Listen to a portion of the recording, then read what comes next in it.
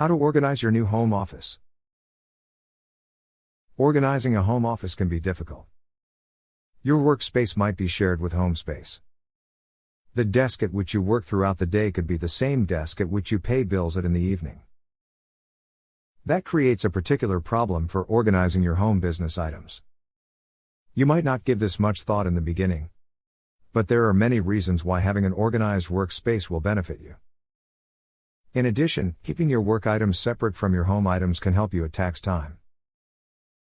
Let's look at some ideas for organizing your at-home office. First, consider where your home office is, or will be, located. If you are able to take over a room in the house, you are in good shape. Organizing will be simpler than those who share another space in the house, like the family room or master bedroom. Either way, consider the unique challenges that your space poses. Where can you file your papers and other items that need to be organized? Do you have a space for your notebooks or manuals that you might need? If you sell items, do you have space to store your samples and display materials? Next, purchase just enough organizing materials that will help you get the job done. We say just enough because many of us can go crazy buying organizational helpers. Things like files and boxes and whiteboards can send us into a purchasing frenzy. We go crazy. But if you buy too much, you can overwhelm yourself and create a situation that's ultimately contrary to creating a solid and useful workspace. Try to get yourself organized before you begin working.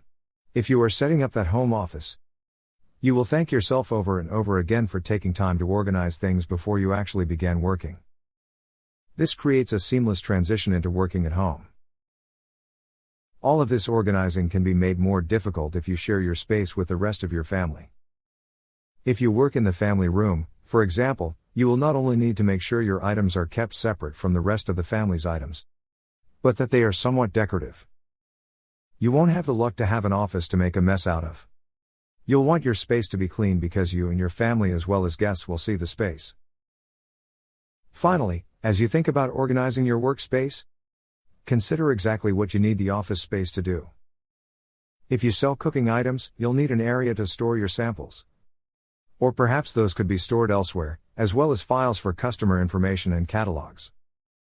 If you run an inbound calling business, you really only need a place for your headset and phone and perhaps a notebook and pens. You might also need files for your paperwork. In the end, you want your home workspace to work well for you but without doing more than it needs to do. If you waste time making the space do more than you need it to, you are committing yourself to a larger investment of new business money. And you're taking more of your home space than you need to. While working at home is ideal for many people, most home businesses will naturally encroach somewhat into the family space. Your goal is to keep your items organized and to create a good working environment, but without forgetting that your home is first priority. And this is all about how to organize your new home office. Now you just have to put these tips into practice. It's your turn.